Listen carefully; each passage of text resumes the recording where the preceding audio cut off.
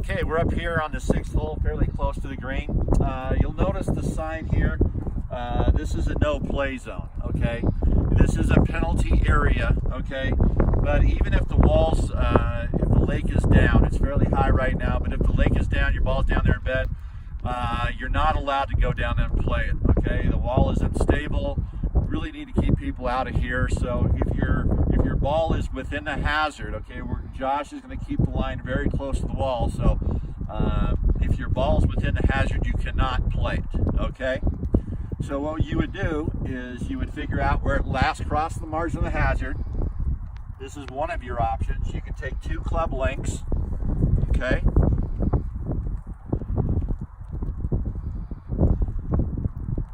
And drop the ball within this kind of half circle here. Remember, it has to stay in it. Or you could, this is basically your best option 9 out of 10 times. Or if you wanted to keep the point where it last crossed the margin of the hazard and go keep that point, the flag where it last crossed, and go back as far as you want, you could do that also, okay? But those are your 2 options when it comes into a red penalty area.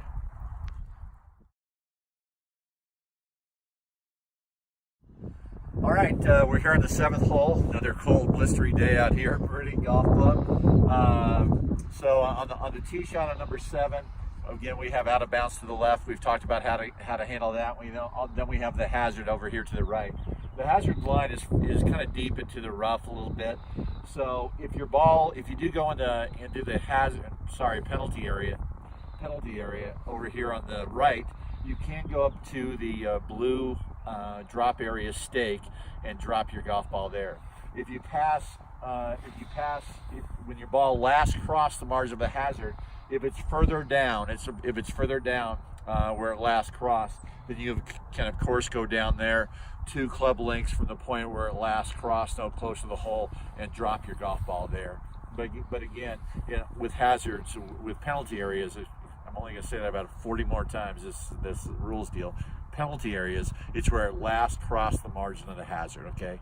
And as we go around, most of our penalty areas out here are red. We just have 1 yellow that's coming up on number 11.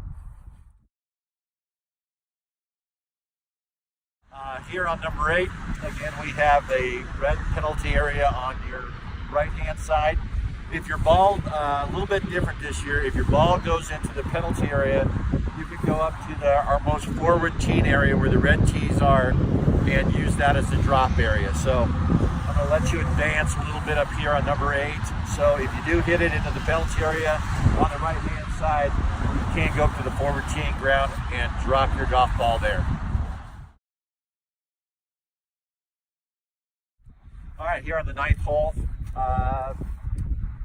probably the most common deals we got out of bounds to the left over here. So if you're playing in a tournament, you would proceed hitting a provisional golf ball or coming back to the tee. If you're just playing everyday play, then you go where it went out of bounds or where you think it was lost, come back to the fairway 2 club lengths into the fairway, and then proceed from there. Okay. So, and then there's a little bit of maybe lost ball on the right down by the green and out of bounds over the green. So the same deal on that. Either hitting a provisional ball or proceeding under the stroke and distance rule that will play during the week, and I would say during the weekends, any non-competitive event, I'm okay with that.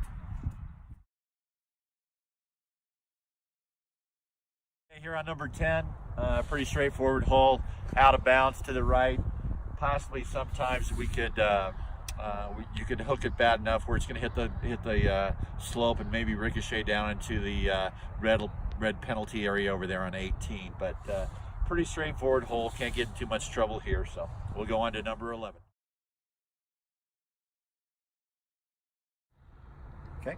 Yep. All right. So we're on number 11 here, just on the east side of the lake here. Greens over there on the west side. Okay, this is the one. This is probably the question I get the most on how to play this. Okay, we have a blue stake here, which is again 2 club lengths. So this is the defined drop area. So imagine this is just being exactly like number 12 at Augusta National. we need to have you complete that hazard. So that means the ball getting over and staying over there, okay? Since this is the only yellow penalty area on the golf course, again, in a yellow penalty area, you have to keep the flag, the point where it last crossed, and your drop in a straight line, okay? So there's no way to do that on that side of the hole with the yellow penalty area. So your best option is to use the blue stake drop area here, or if you wanted to go back further up the hill to a yardage that you wanted, again, you'd have to keep the hole where it last crossed the margin of the hazard and go back on that line, okay, as far as you want, okay?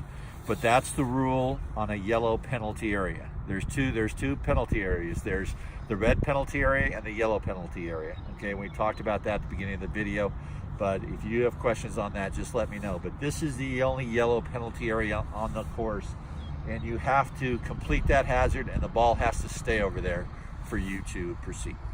All right? Okay. So here on the 12th tee, we have the red penalty area in front of you here. So if your ball goes into this into the penalty area right in front of you, you can go down to the new tee box, the white tee box, and that's going to be our ball drop. You can proceed in that deal. There's out of bounds to the right. We've talked about that. And then the penalty area, the red penalty area there on the left, okay? So you have to, the ball would have to cross outside the penalty area and then go into the penalty area. You have to have see it, visual proof that it did that. And then where it last crossed the margin over there, you can drop over there, okay? But it has to be pretty clear. So if the ball is hooking over there, going somewhere, it has to be outside the hazard, outside the penalty area. Remember that it's always, always, always the deal that we're looking for where it last crossed the margin of the hazard. That's the biggest deal.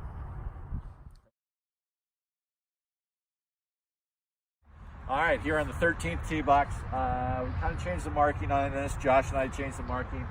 So this is red penalty area in front of you here, okay?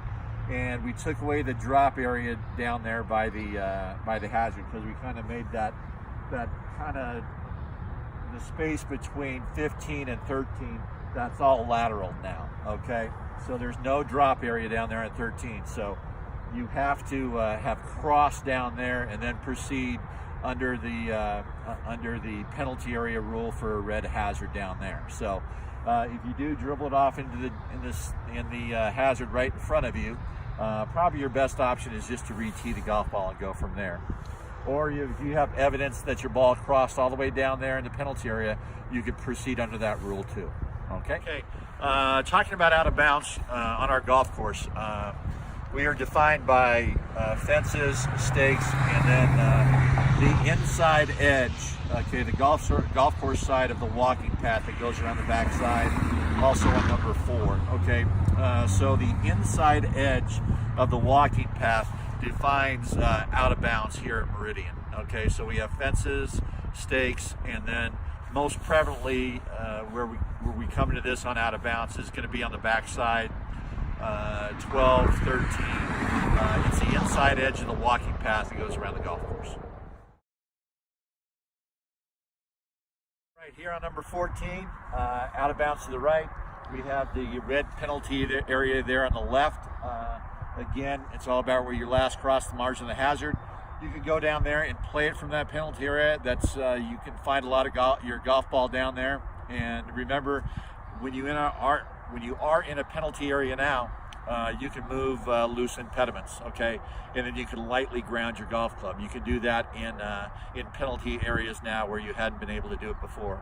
You can do it, you can move loose impediments in penalty areas and also in bunkers, okay? So be aware of that. Okay, here on number 15, the par 3, if you do tend to dribble it right into the hazard off the penalty area off the tee, we have the blue ball drop just on the other side of the bridge there. If your ball does hook or slice into the hazard, crossing the penalty area line down there, you can drop down there. Okay, that's a possibility too, but again, you have to have evidence of that.